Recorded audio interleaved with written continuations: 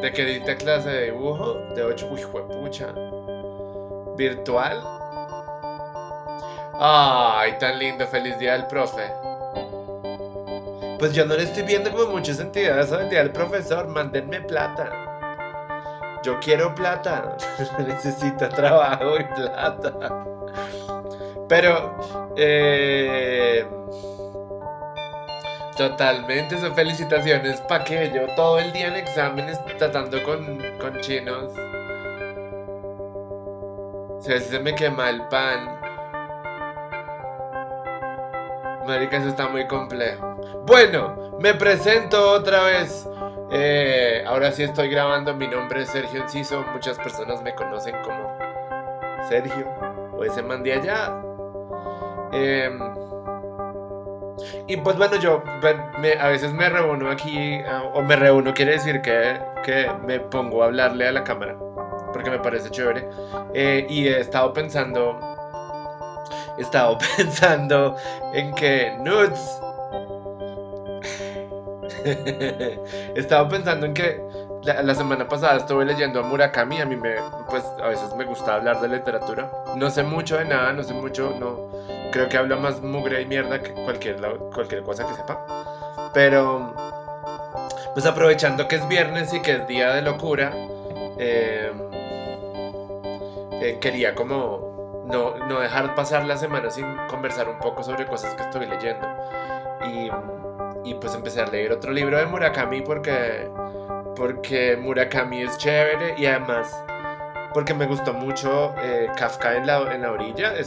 Yo no entiendo muy bien a veces como cuál es el asunto ni del cine ni de la literatura japonesa, que los héroes de la literatura japonesa todos son como súper juveniles.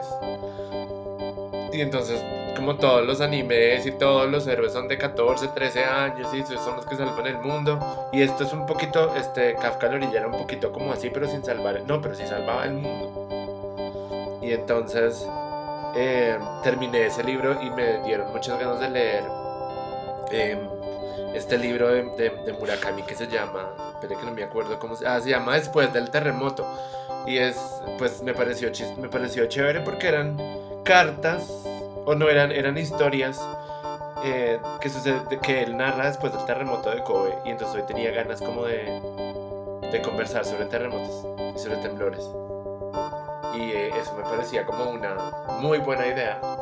Me parecía muy entretenido, sobre todo porque a mí los temblores me dan mucho pánico. Yo soy como temblorofóbico, lo fui toda la vida y, y siempre me ha dado mucho pánico el asunto de cuando tiemble.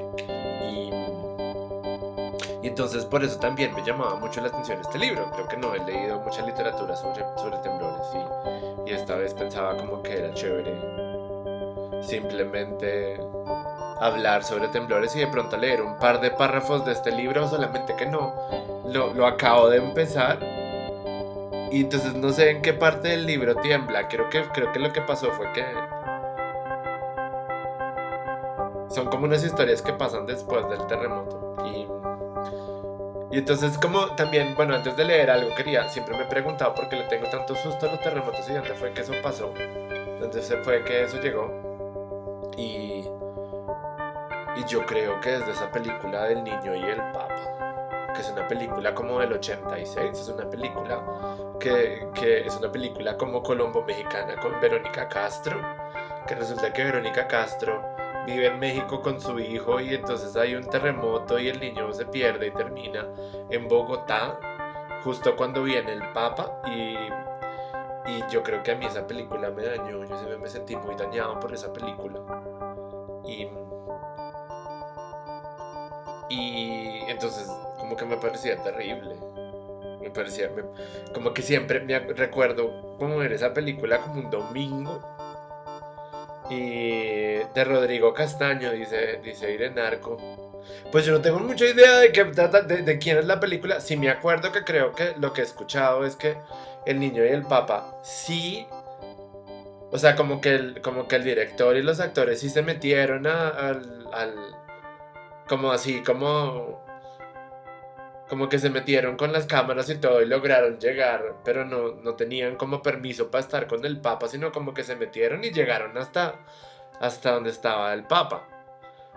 Pero a mí esa película me dañó. Yo después de eso, como que nunca, como que si hay hubo una cosa que a mí me daba mucho pánico, eran los temblores y creo que solamente lo vine como medio a superar cuando llegué, cuando viví en Santiago.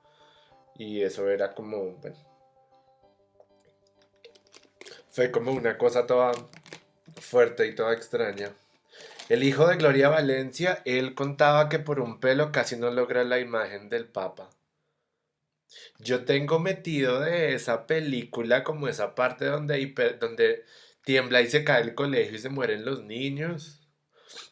Y luego el hijo de Verónica Castro como que se monta en un avión, que es como la cosa más absurda de la vida, porque un niño sobrevivió a un terremoto y se monta en un avión. Y llega a Bogotá y se hace amigo de la cantante. Pero pues es una cosa toda rara. Más anécdotas de terremoto que tengo también, digamos que en este momento yo estoy así a punto como de cagarme del susto porque a mí me da pánico los temblores y casi siempre, y soy muy, muy sensible como a la vibración a veces del suelo y siempre estoy como sintiendo que algo va a pasar. Y recuerdo mucho, también, hoy pensaba como que era una buena idea leer algún texto de mi blog, pero me pareció como que no era tan chévere, porque ya la vez pasada leí unos textos del blog sobre el sexo de los caracoles y eso, y, y recuerdo mucho, pues sí, sí, en el 2016, creo que ese texto también es como del 2016, hubo un temblor y yo estaba corriendo, salí a la calle a trotar, me dieron ganas de trotar porque eran como las 4 de la tarde y lo que dice el blog es como que me dio mucha ansiedad por alguna razón y salí a trotar y cuando empecé a trotar por la 106 empecé a ver toda la gente de la torre de Huawei afuera abajo y yo pensaba que era que lo que estaba pasando era que estaban haciendo un simulacro o que estaban como, no sé, compartiendo en una tarde ahí y luego pues, seguí trotando y empecé a ver en las casas alrededor que la gente estaba ahí metida. Estaba en la puerta y la gente estaba ahí como parada en la puerta. Y a mí se me hizo muy raro y toda la gente me veía como súper raro porque yo simplemente iba como en ropa de ejercicio trotando.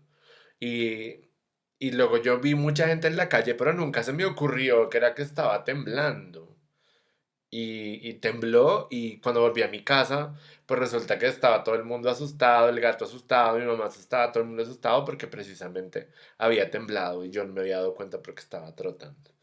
Entonces, pues antes de seguir contando historias de lo que me acuerdo de los temblores, quería empezar a leer como alguna parte de este libro, pero esto es súper random, esto sí es como pura. Estoy empezando a leerlo, entonces pienso que este párrafo puede servir porque menciona la palabra terremoto y ya. Entonces dice, sin embargo, esta vez, 5 días después del terremoto, Komura leía en la carta que ella había dejado al irse. No volveré nunca más y explicaba, de forma concisa, pero muy clara, por qué no quería seguir al lado de Komura. El problema, decía su mujer, es que en ti no hay nada que me llene. Hablando claro, dentro de ti no hay nada que pueda llenarme. Eres cariñoso, amable, guapo, pero vivir contigo es como vivir con una masa de aire. Uy, eso está terrible. Yo sé, ya sé que la culpa no es solo tuya. Seguro que encontrarás a muchas otras mujeres. No me llames, deshazte de todas mis cosas. Curioso modo de hablar porque apenas había dejado nada atrás. Su ropa, sus zapatos, su paraguas, su tazón, su secador. Todo había desaparecido. Lo habría enviado todo a la vez por un servicio de mensajería o algo así después de que él se hubiera ido a trabajar por la mañana. Los únicos objetos que habían quedado allí, susceptibles de ser llamados sus cosas, eran la bicicleta que usaba para ir a la compra y unos cuantos libros. De los estantes de CDs habían desaparecido casi todos los discos de los Beatles y de Bill Evans, a pesar de que Komura los coleccionaba desde antes de casarse. Al día siguiente, Komura telefoneó a casa de los padres de su mujer en Yamagata. Contestó su suegra, le dijo que su hija no quería hablar con él en tono el En el tono de la madre se traslucía hacia Komura cierto sentimiento de culpabilidad. Le dijo que le enviarían los papeles por correo, que él estampara su sello personal y lo reenviara lo antes posible. Komura objetó que aquel no era un asunto que pudiera resolver lo antes posible. Se trataba de algo importante, necesitaba tiempo para reflexionar. Por más que reflexiones, nada va a cambiar, repuso la madre. Komura se dijo que probablemente ella tuviera razón. Por más que esperara, por más que reflexionase, ya nada volvería a ser como antes. Él lo sabía muy bien. Poco después de reenviar los papeles ya sellados, Komura se tomó una semana de vacaciones pagadas. Su jefe ya sabía más o menos lo que había ocurrido y además febrero era una época de poco trabajo, de modo que se concedió sin poner objeciones. Parecía que el jefe tenía ganas de añadir algo, pero al final no lo hizo. Oye, Komura, me han dicho que te tomas unos días de descanso. ¿Qué vas a hacer?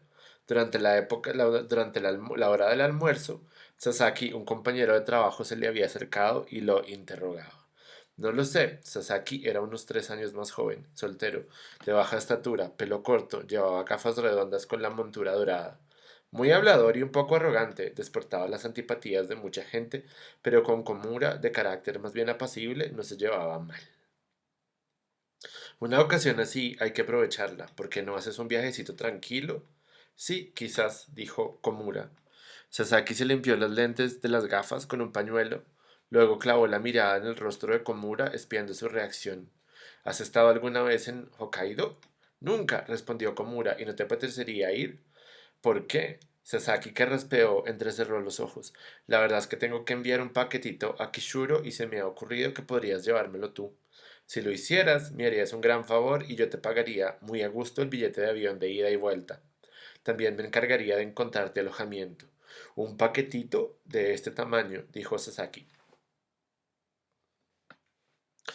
trazando con los dedos de ambas manos la figura de un cubo de unos 10 centímetros, y apenas pesa. Algo del trabajo, Sasaki negó con la cabeza. No, nada que ver, es 100% personal, algo personal. Solo que tengo miedo de que lo manejen de cualquier manera y no quiero enviarlo por correo o por mensajero. Preferiría que lo llevaran en mano a algún conocido. Ya sé que podría encargarme yo mismo, pero no consigo encontrar un hueco para ir a Hokkaido. ¿Es algo importante? Sasaki curvó los labios cerrados y acto seguido afirmó como un movimiento de cabeza. Pero no es ningún objeto frágil ni peligroso. Nada con lo que tengas que andarte con cuidado. Basta con transportarlo sin más. Tampoco tendrás problemas con los rayos X de los controles del aeropuerto. No te ocasionará ninguna molestia. Eso de que no quiera enviarlo por correo, en realidad, es un capricho. Sí. En Hokkaido, durante el mes de febrero, era previsible que hiciera un frío horroroso, pero a Komura tanto le daba el frío como el calor. ¿Y a quién tendría que entregárselo? Mi hermana pequeña vive allí. Komura no había hecho planes para las vacaciones y además le daba pereza hacerlos, así que decidió aceptar el ofrecimiento. Nada le impedía ir a Hokkaido. Sasaki telefoneó inmediatamente a una compañía aérea y reservó un billete para Kushiro, un billete para 2 días después. Al día siguiente, en el lugar de trabajo, a Sasaki le entregó un objeto parecido a una pequeña caja de cenizas envuelta en un papel marrón. A juzgar por el tacto, la caja era de madera. Tal como le había dicho, apenas pesaba. El envoltorio estaba precintado con una ancha cinta de celofán. Paquete en mano, Komura se lo quedó mirando unos instantes. A modo de prueba lo sacudió suavemente, pero no se produjo reacción alguna, ningún sonido. Mi hermana irá a recogerte al aeropuerto. Ella se encargará del hotel, le dijo Sasaki. Espérala junto a la puerta de desembarque con la cajita en la mano, en un lugar visible y no te preocupes. El aeropuerto no es muy grande. Antes de salir de casa, Komura envolvió la caja que le habían confiado en una gruesa camisa que llevaba de muda y la colocó hacia el medio de la bolsa del viaje. El avión iba mucho más lleno de lo que había supuesto. Komura se preguntó con extrañeza qué diablos iba a hacer toda aquella gente a Kushiro en pleno invierno. Pues bueno, esto está interesante, todavía no estoy muy seguro. Ay, espere a ver. El periódico continuaba repleto de artículos sobre el terremoto. Esta historia empieza después del terremoto. Las historias de este libro de Murakami empiezan después del terremoto de Kobe del año 95. Yo tengo como un recuerdo muy raro de ese terremoto. Pues en realidad no es como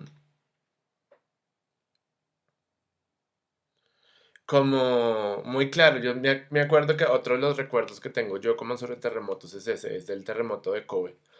Y haber escuchado a un periodista que decía que la mayoría de construcciones de Kobe se habían caído porque tenían las paredes muy delgadas y los techos. Él decía que las construcciones en Japón tenían los techos muy pesados y las paredes muy delgadas. Y, mm, y eso también esa imagen de pensar en casas que se desestripan con paredes delgadas me pareció muy fuerte. Y siempre la he tenido como muy en la cabeza. Y otra imagen que tuve después fue ver periodos de televisión, de programas de televisión japoneses que daban en la televisión colombiana donde hablaban de precisamente como de un sistema que habían adoptado en Kobe para después del terremoto para construir edificios que eran paredes en papel, de rollos de papel, como los que uno utilizaba, los que uno compraba en la escuela de artes, que uno compraba como rollos de papel craft. Pero estos eran rollos grandísimos, grandísimos de papel y ellos los utilizaban para hacer paredes de casas y esos rollos los habían utilizado. Y creo que Kobe también tuvo como muchos murieron, fueron como 10.000 muertos, yo no sé cuántos fueron los muertos del terremoto de Kobe y a mí eso me pareció como muy fuerte. Ahora estoy pensando en esta otra película, de una película de estudio Ghibli que empieza con un terremoto, que es la de Y el viento se levanta, pero es un terremoto como antes de o ya casi el final de la Segunda Guerra Mundial. Y, y también me parecía como muy fuerte esa idea de estas personas que van en un tren y hay un terremoto y luego todas están obligadas a caminar, a llegar hasta como a otra ciudad porque están allí. Pero entonces mientras sigo pensando, voy a seguir leyendo un poco del cuento o del libro, no sé si es un cuento, no sé qué estoy leyendo, pero entonces voy a continuar. Y si me acuerdo de algo más, pues lo dejo consignado luego aquí en esta bitácora auditiva. El periódico continuaba repleto de artículos sobre el terremoto. Tomó asiento y leyó de cabo a rabo la edición matutina. El número de víctimas mortales continuaba creciendo. El agua y la electricidad seguían cortadas en muchas zonas. La gente había perdido sus casas, se iba revelando una tragedia tras otra. Pero a los ojos de Komura todos aquellos detalles eran extrañamente planos, carentes de profundidad. Su eco le había parecido monocorde y lejano. Lo único en lo que podía centrar, mal que bien, la atención era en su esposa y en lo rápido que se estaba alejando de él. Komura reseguía maquinalmente con los ojos los artículos sobre el terremoto. Pensaba de vez en cuando en su mujer, volvía a deslizar la mirada sobre algún artículo. Cuando se hubo cansado de pensar en su esposa y de ir persiguiendo los caracteres, cerró los ojos y se sumió en un breve sueño. Al despertar, volvió a pensar en su mujer, porque había estado siguiendo con tanta pasión de la mañana a la noche, olvidándose incluso de comer y de beber las noticias sobre el terremoto. ¿Qué diablos había visto en ellas? Dos mujeres jóvenes, vestidas con abrigos de idéntico diseño y de color, se acercaron a Komura en el aeropuerto. Una tenía la tez blanca, mediría alrededor de 1,70 m de estatura y llevaba el pelo corto. Entre su nariz y el labio superior se extendía una curiosa superficie que hacía pensar en un ungulado de pelo duro. La otra mediría 1,55 m y dejando aparte que tenía la nariz demasiado pequeña, no era fea. Llevaba el pelo liso, largo hasta los hombros. Las orejas le quedaban al descubierto y en el lóbulo de la derecha tenía dos lunares. Como llevaba pendientes, estos destacaban más de la cuenta. Ambas debían de rondar los 25 años. Las dos condujeron a Komura hasta la cafetería del aeropuerto. Me llamo Keiko Sasaki, dijo la más alta, y esta es la señora Shimao, una amiga mía. Mucho gusto, dijo Komura. Hola, dijo Shimao. Mi hermano me ha contado que su esposa ha fallecido recientemente, dijo Keiko Sasaki con expresión compungida. Oh, no, no está muerta, rectificó Komura tras una breve pausa. Pero si ayer mi hermano me lo dijo claramente por teléfono, que usted había perdido a su esposa. No, no, solo nos hemos separado. Por lo que sé, se encuentra de maravilla. Qué raro, es imposible que haya entendido mal una cosa así. Debido a la confusión, ponía cara de sentirse herida en lo más profundo. Komura se echó un poco de azúcar en el café y lo removió, despacio con la cuchara. Tomó un sorbo. El café aguado era insípido. Más que en esencia, parecía estar presente de manera simbólica, no real. ¿Pero qué diablos estoy haciendo aquí? Se preguntó Komura con extrañeza. Debo de haberlo entendido mal, es la única explicación que se me ocurre, dijo Keiko Sasaki reponiéndose. Respiró hondo, se mordisqueó los labios. Lo siento mucho, he sido terriblemente grosera. No se preocupe, total viene a ser lo mismo. Mientras ellos hablaban, Shimao observaba a Komura en silencio, esbozando una sonrisa. Al parecer había captado su simpatía. Él lo advirtió en la expresión de su rostro y en algunos pequeños gestos. El silencio cayó momentáneamente sobre los tres. En fin, primero lo más importante, el paquete, dijo Komura. Descorrió la cremallera de la bolsa y de entre los pliegues de una gruesa camisa de esquí sacó el envoltorio que le habían confiado. Pensándolo bien, se suponía que debía llevarlo en la mano, se acordó Komura. Era la señal. ¿Cómo me habrán reconocido estas dos? Keiko Sasaki alargó ambos brazos por encima de la mesa, tomó el paquete y se le quedó mirando con ojos inexpresivos. Luego lo sopesó y, tal como había hecho Komura, se lo llevó al oído y lo sacudió varias veces con suavidad. Dirigió una sonrisa a Komura para indicarle que todo estaba en regla y guardó la caja en un bolso grande. Tengo que hacer una llamada. Discúlpeme un momento, dijo Keiko. Por supuesto, faltaría más. Adelante, repuso Komura. Keiko se colgó el bolso al hombro y se caminó hacia una cabina que se veía a lo lejos. Komura siguió con la mirada su figura de espaldas. La parte superior del cuerpo de la mujer permanecía fija y únicamente la parte superior del cuerpo de la mujer permanecía fija y únicamente la inferior, de cintura para abajo, se iba desplazando con grandes y ágiles movimientos, como si fuera una máquina. Mientras observaba su modo de andar, Komuro tuvo la extraña sensación de que una escena del pasado interrumpía de pronto, sin lógica alguna, en el presente. Pues este cuento está entretenido, pero me parece muy chistosa como la idea de llevarle un paquete a alguien, así uno lo conozca, de una ciudad a otra en avión. En Colombia como que siempre le echan, de hecho uno que no haga eso. Y, y hay como montones de historias de gente que simplemente, pues que tiene que llevar paquetes y eso es como una cosa que uno no haría casi que por nadie. Incluso yo, por ejemplo, tuve oportunidades donde cuando viajaba a Santiago, cuando viajaba a otro, exactamente, es que en Niabala uno no hace eso, ¿no? Y este cuento es como así, como, ay, lléveme este paquete.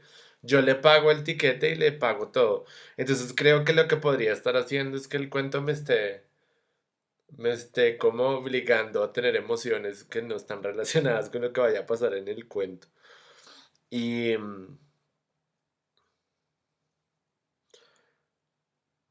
y además sí, eso como llevarle algo uno a alguien a otra ciudad, pero sin saber exactamente qué es ni a quién. Y el tipo no se guarda el paquete de dónde es y resulta que tampoco sabe cómo lo identificaron. Entonces, quién sabe esto para dónde va. Komura movió la cabeza en ademán negativo. Está lejos, ¿verdad? Komura sintió y miró a su alrededor, aunque lo cierto es que no tengo la sensación de haberme ido tan lejos. Resulta extraño. Es culpa del avión, va demasiado rápido, dijo Shimao. El cuerpo se desplaza, pero la mente no puede seguirlo. Sí, tal vez. ¿Y usted quería ir lejos? Es posible.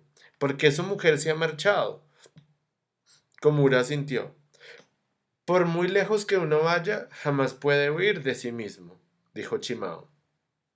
Komura, que estaba contemplando distraídamente el azucarero que había sobre la mesa, alzó la cabeza y clavó la mirada en el rostro de la mujer. Sí, Tienes razón, por muy lejos que vayas no puedes huir de ti mismo. Pasa igual que con la sombra, te sigue a todas partes. Seguro que usted quería mucho a su esposa, ¿verdad? Komura prefirió no responder. Eres amiga de Keiko Sasaki, ¿no? Sí, somos compañeras. ¿Compañeras de qué? ¿Tiene hambre? Preguntó Shimao a modo de respuesta. No lo sé, dijo Komura. Me da la sensación de que sí y a la vez de que no. Iremos a comer algo caliente los tres. Cuando haya tomado algo caliente se sentirá mucho mejor. Conducía Chimao. El coche era un Subaru pequeño de doble tracción. A juzgar por el estado del vehículo, ya debía de llevar más de 200.000 kilómetros recorridos. El parachoques trasero tenía una gran abolladura. Keiko Sasaki ocupó el asiento del copiloto y Komura se sentó en el estrecho espacio posterior. Shimao no conducía especialmente mal, pero el asiento trasero rechinaba de manera atroz y la suspensión del coche estaba muy dañada. El cambio automático era brusco, el aire acondicionado funcionaba a rachas. A Komura, al cerrar los ojos, lo asaltó la ilusión de encontrarse metido en el bombo de una lavadora. Ay, este cuento me hizo acordar de este libro de Estética Unisex, que es el libro es una novela gráfica de Cohete. Resulta que ese libro, una parte del libro es sobre una señora que la mamá se va para Japón y hay un terremoto y hay un maremoto después y la mamá tiene que irse a buscar, la hija tiene que irse a buscar a la mamá pero luego la hija se entera de que la mamá estaba metida como en una secta sexual en Japón. Y entonces alguien la llama y le dice como, oiga, es que hubo un terremoto y su mamá está en un hospital y tiene que venirla a rescatar. Y ella dice, pero pues mi mamá es una señora que estaba como paseando en Piura o en Arequipa y resulta que era que estaba en Japón y en Japón estaba metida en una secta sexual y ella la tiene que ir a rescatar. No les cuento el libro porque es muy divertido. Es muy divertido, esa parte es como muy extraña.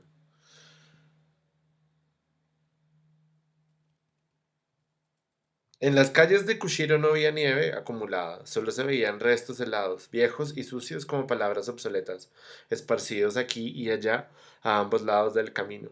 Las nubes las nubes pendían bajas y la oscuridad lo envolvía todo a pesar de que todavía faltaban unas horas para el crepúsculo. El viento cortaba las tinieblas, con un silbido agudo, apenas se veían transeúntes andando por la calle.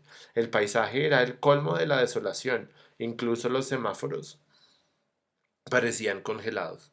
Esta es una de las zonas de Hokkaido donde cuesta más que se amontone la nieve, explicó Keiko. Sasaki alta, en la voz alta volviéndose hacia atrás. Como está cerca del mar y el viento es muy fuerte, aunque la nieve cuaje se dispersa enseguida. Pero hace un frío que pela, parece que se te vayan a caer las orejas. Si un borracho se duerme en la calle, muere por congelación, apuntó Chimao. ¿Se ven osos por aquí? Preguntó Komura. Keiko miró a Shimao y se rió. ¿Has oído? Que si hay osos, dice. Shimao soltó una risita. No conozco bien Hokkaido, dijo Komura a modo de disculpa. Hay una historia muy divertida sobre osos, aclaró Keiko, ¿verdad? Añadió dirigiéndose a Shimao. Divertidísima, asintió ella. Sin embargo, la conversación se interrumpió en este punto y la historia sobre los osos nunca llegó a empezar.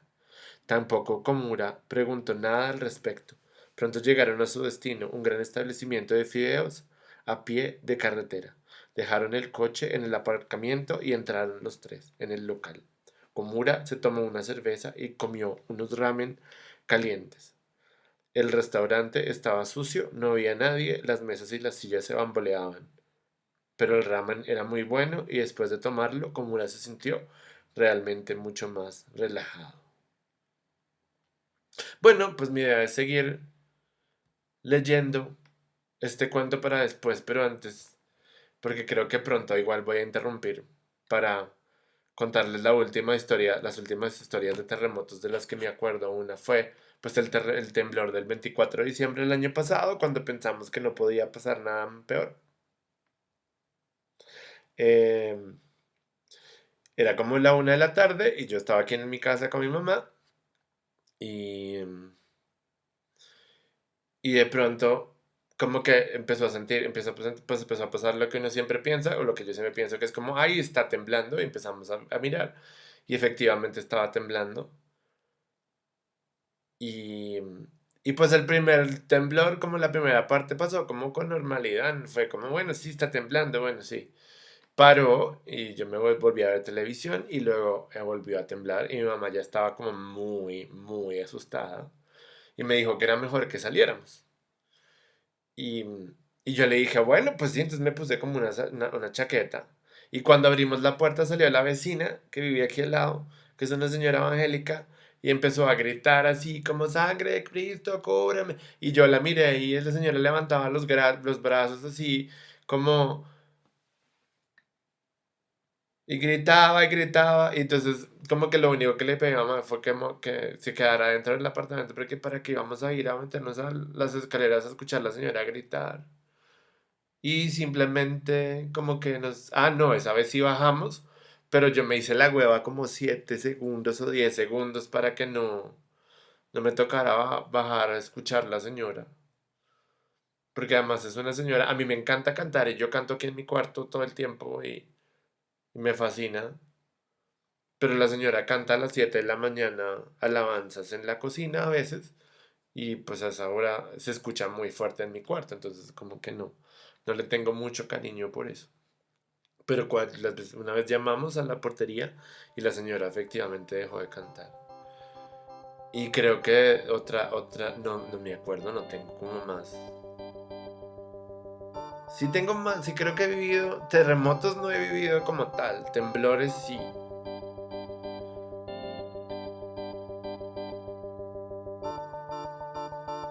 Pero terremotos como tales así, no. Voy a leer una última parte del cuento a ver si pasa algo entretenido y vuelvo con algo más. ¿Hay algo especial que quieras hacer en Hokkaido? Le preguntó Keiko Sasaki. Mi hermano me ha dicho que te quedarás una semana. Komura reflexionó unos instantes, pero no se le ocurrió nada que le apeteciera hacer. ¿Te gustaría ir a los baños termales, meterte dentro del agua caliente y relajarte? Aquí cerca hay unos baños rústicos pequeños y muy agradables. No estaría mal, dijo Komura.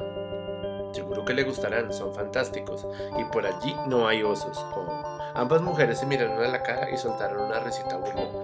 Oye, Komura, ¿puedo preguntarte algo sobre tu esposa? Dijo Keiko. Sí, ¿cuándo se marchó? 5 días después del terremoto, o sea, hace ya 2 semanas.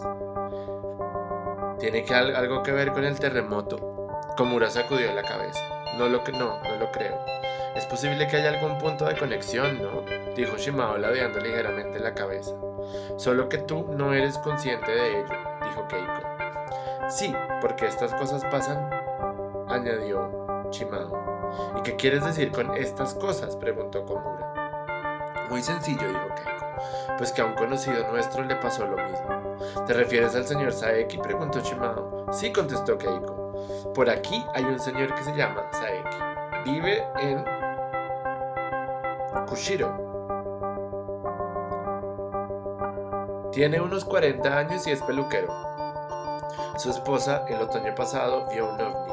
Conducía el coche sola a medianoche por las afueras de la ciudad y vio como un gran platillo volante aterrizaba en medio del páramo. ¡Pum! Como encuentros de la tercera fase, y una semana más tarde se fue de casa. No había habido ningún problema entre ellos, ¿sabes? Pero ella desapareció y nadie la ha vuelto a ver. Nunca más, dijo Shimao. ¿Y el motivo es el ovni? Preguntó Komura. El motivo no se conoce, pero ella se marchó un buen día sin dejar ni siquiera una nota, después de llevar a sus 2 hijos al colegio, respondió Keiko.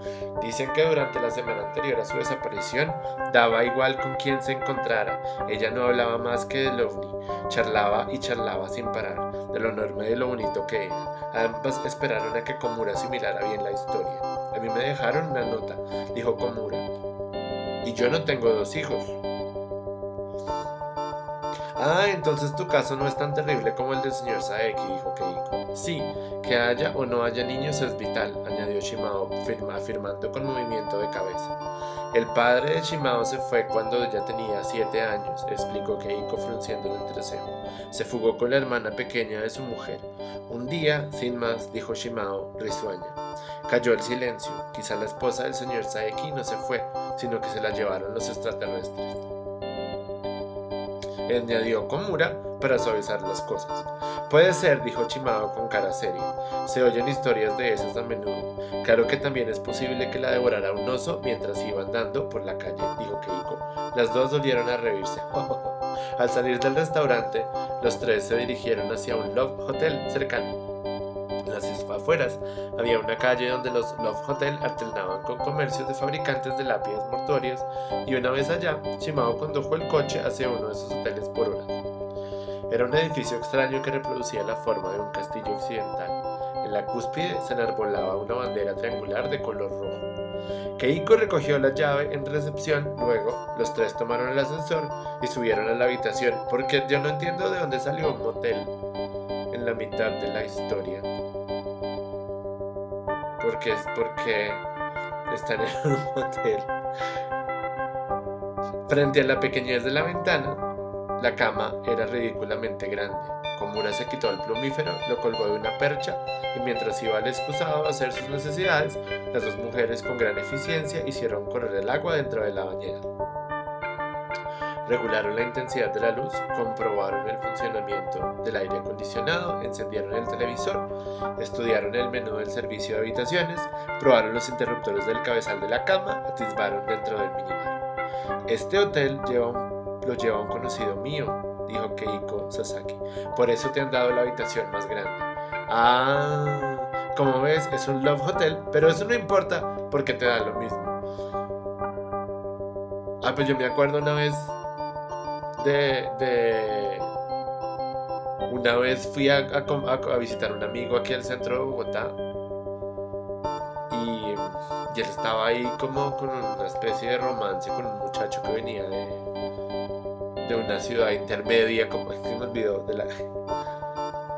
de Palmira, y este muchacho venía de Palmira pues como a pasar el rato y se iba a ver con él, y justo coincidió con el día que yo lo fui a visitar a mi amigo. Pero entonces a mí me parecía muy raro. Besos y saludos. Y esta vez este chico, cuando se iba a devolver, porque ya cuando ya nos íbamos a ir, cuando se acabó la reunión, él dijo que se iba para Chapinero, entonces yo le dije que compartiéramos un taxi porque yo seguía derecho. Entonces él me dijo que sí, que él se estaba quedando en un hostal en Chapinero. Y yo como que me quedé muy sorprendido y le preguntaba que cuál hostal en Chapinero, y me decía como un nombre, pero yo no entendía muy bien qué era lo que se refería. Y resulta que luego, después de mucho rato, cuando ya nos montamos al taxi, lo dejé, resulta que se estaba quedando en un motel. Pero él lo buscó por internet y en el internet decía era un hostel, era lo que él decía que era, pero no era, resulta que era un motel y era barato, y se quedaron como una semana completa en un motel porque lo encontraron en internet y no era un hostel, no era un hostal, era un motel, y era muy evidente que era un motel, no un hostal, y igual le salió barato, pero me parecía muy chistoso. Y el señor del taxista yo nos reíamos un montón, como porque él decía, pero si en Chapinero no hay hostales, en Chapinero la gente no se queda a dormir, mucho menos abajo de la Caracas. Y fue chistoso porque en serio era un motel. Era una anécdota divertida. Y bueno, ya llevamos 40 minutos aquí hablando de esto. Yo voy a terminar el cuento, más bien les cuento de qué se trata después. Pero les agradezco por su compañía, les agradezco por su colaboración y sus preguntas. Y yo creo que por ahí en un par de noches vengo a ver si leo algo un poquito más chistoso, más entretenido, una poesía, otra crónica. Entonces les agradezco mucho y estamos hablando.